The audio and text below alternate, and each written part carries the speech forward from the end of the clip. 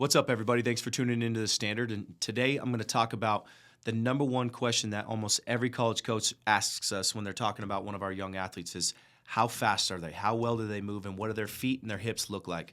They don't ask how much they squat or how much they bench or what your 7-on-7 highlight video looks like, but they always ask, can the athlete move? Can the athlete run? Can the athlete sprint? How do they move side to side? That's the number one thing that we see that transfers the most to the collegiate level, because even if you're not the biggest athlete in the world or the tallest athlete in the world, if you can move, that you're always going to have a chance for success. And as you grow 18, 19, 20, you start working your way up, you're going to mature and develop to where you can get the size and the weight that you need to get to be able to perform at that level. But if you have the framework and you can move the way that you need to be able to move at that level, you're always going to have a jump start on everybody else. And that's where really we've kind of had an obsession with it for the last probably 7-8 years. You know, we've been doing it over a decade. I was a weight room guy and like the S&C side of things. So like it was all weight room at the beginning with just sprint was a side piece. And that was a huge mistake. It was something that I shouldn't have been doing. Now I've realized the importance of speed. And now I realize that everything we do in the weight room should transfer to the way that we run. And again, it should be for every single position. I think that the speed side of things, whether you play volleyball or offensive line, sprinting at top speed is huge. One, it pushes your nervous system to the highest level it can possibly be. You don't get to those velocities in anything else that you can do in the weight room, even in your sport. But if you push that nervous system, we really feel like that we are going to be able to move faster. We are going to be strengthening the hips and the hamstrings in a way that you can't do in the weight room. For my offensive linemen, maybe we don't sprint at top speed because you're 300 pounds plus, but can we get in those same shapes and get as close to that position as we possibly can?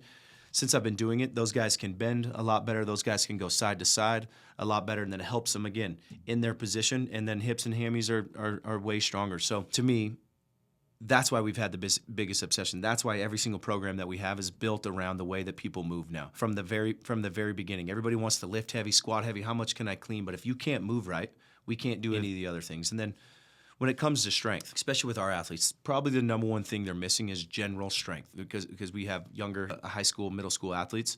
So we know we have to get you stronger, and we have to have a huge emphasis on that. But everything that we're doing there needs to parallel and work and supplement what we're doing as far as the speed side of things. And that's where our focus has been. Instead, before it was just super reliant on strength, and then conditioning, and then whatever you're doing in your sport might be helping you outside on the speed side of things. That's probably been one of the biggest changes that I've had in the last 10 years. And the movement side of things has really helped us with our return to play athletes. It's helped us with any of our ACL athletes. It's like, okay, what do we look like when we sprint in sport? Okay, that's what we need to try to replicate. That's what we need to break down from the smallest regression possible so we can progress back to our sport. And that's kind of what every one of our programs has now, whether you're healthy or you're not. I also think that speed has the biggest transfer to sport. They always talk about, is the weight room even transferring to sport?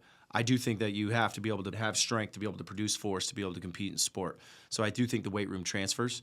But I think that speed and the way that we mimic the movements, the way we can mimic the competitive side of things, the reactive side of things, the way we can mimic the chaotic side of things that happen in a competition, we can get as close to competition as possible when we're doing it here at the facility or we're training with somebody. I still don't think it's at the same speed that you'll get in your sport, but we can get as close to that as we possibly can, and I think that we really need to train that. With our framework with speed, there's really three different things. One, it's like the mechanics side of things. Two, the program, and then three, it's like every time that we run, we got to have intent. So when it comes to mechanics, I've talked about it a bunch before, but really, you got to have the right posture, you got to have the right placement, and you got to have the right patterns. So that's where all our drill works. That's where you see us doing our hops, our pogos, our skips, our dribbles, everything like that is trying to get us in the right positions when we run, that we're going to actually be able to produce force optimally, for lack of a better term, but be able to produce force the way we're supposed to.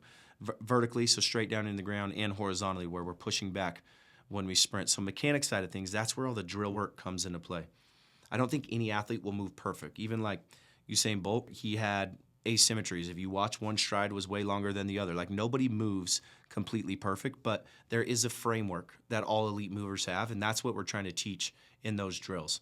And that's what we're trying to get to transfer to when we start to sprint. And then as far as the programming goes, there's a lot that can go into it for sport, position, what your goals are, what time of year it is, whether it's in season, off season. Are you training for a showcase? Are you training for, the 100-meter state championship? So there's different things you have to do. But as a general thing to where we know we can stay consistent is sprinting consistently every week all year.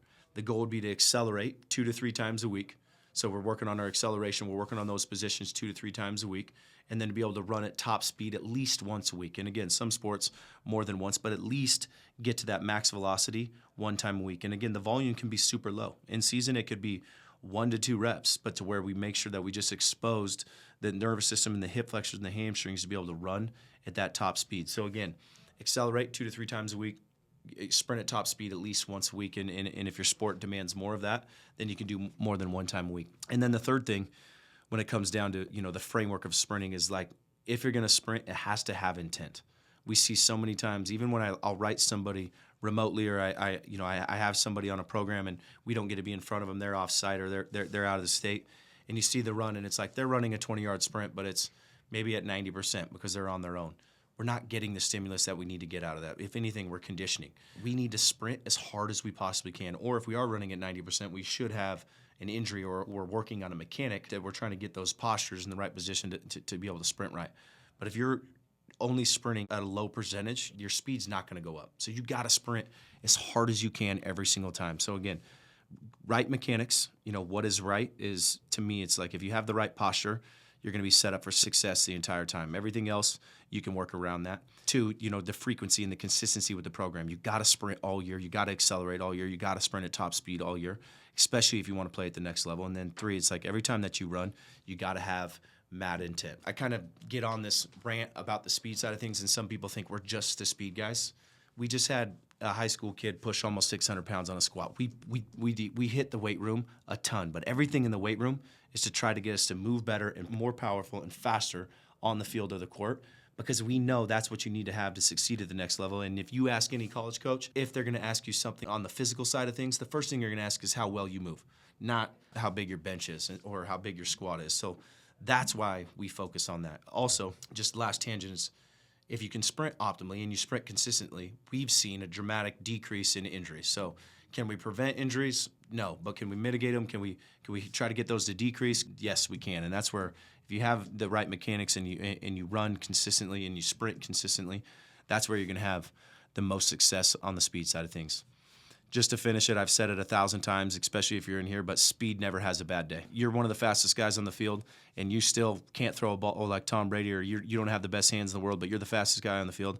I promise you they're going to find a spot for you to be able to play every single time.